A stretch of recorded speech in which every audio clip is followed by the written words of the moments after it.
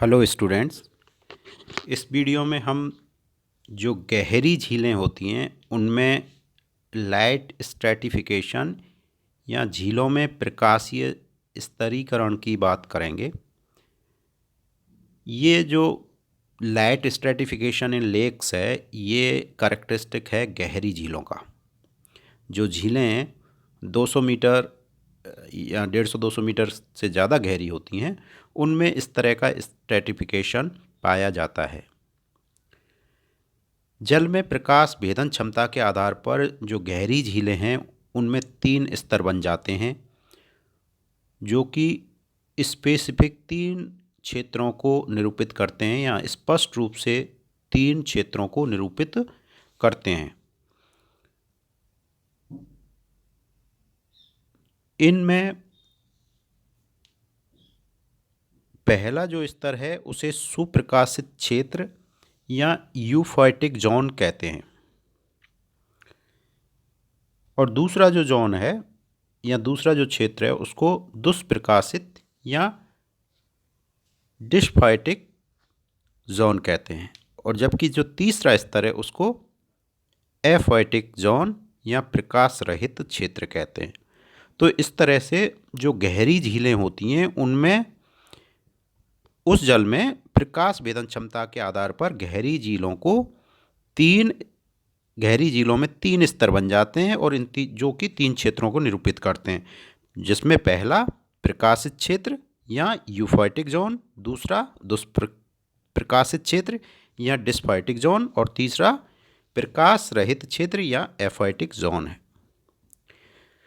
जो पहला स्तर है या जो फर्स्ट जोन है जिसको हम यूफोइटिक जोन कहते हैं या प्रकाशित क्षेत्र कहते हैं, ये लगभग 50 मीटर गहराई तक पाया जाता है।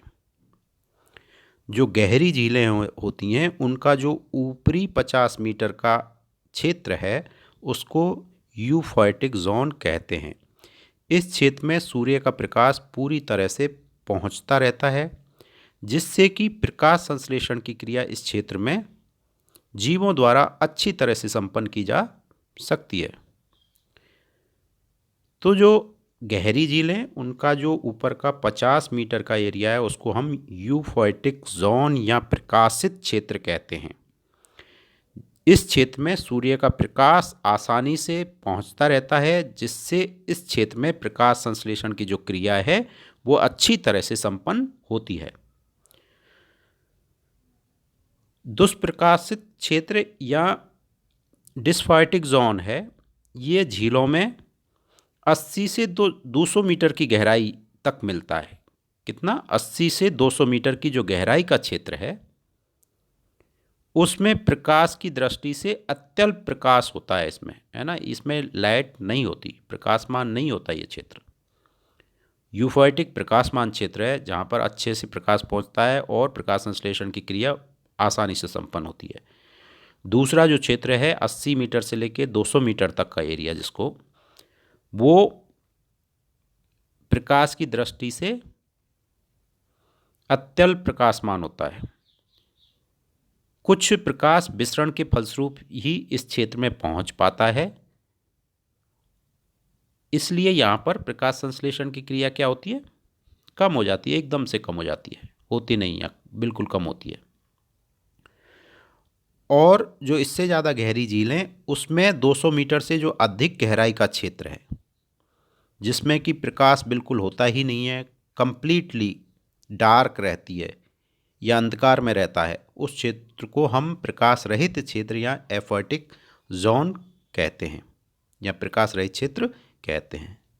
तो इस तरह से जो लाइट है उसका जल में पेंट्रेशन के आधार पर या भेदन क्षमता के आधार पर हम झीलों को 3 स्तरों में बांटते हैं। सुप्रकाशित स्तर या यूफोइटिक जोन, दूसरा दुष्प्रकाशित जोन या डिस्फाइटिक जोन, तीसरा प्रकाश रहित या एफाइटिक जोन।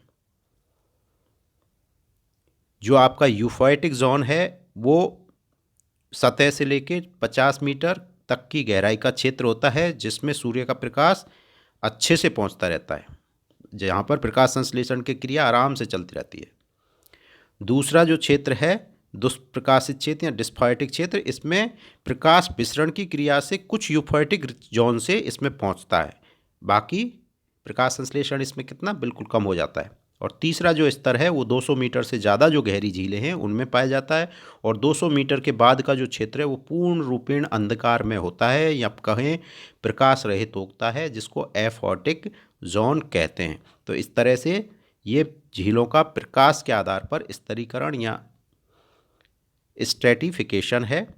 आपके एग्ज़ाम में पूछा जाता है कई बार छोटा क्वेश्चन कि प्रकाश के आधार पर झीलों का स्तरीकरण समझाइए, या लाइट स्ट्रेटिफिकेशन इंडेक्स का उल्लेख कीजिए।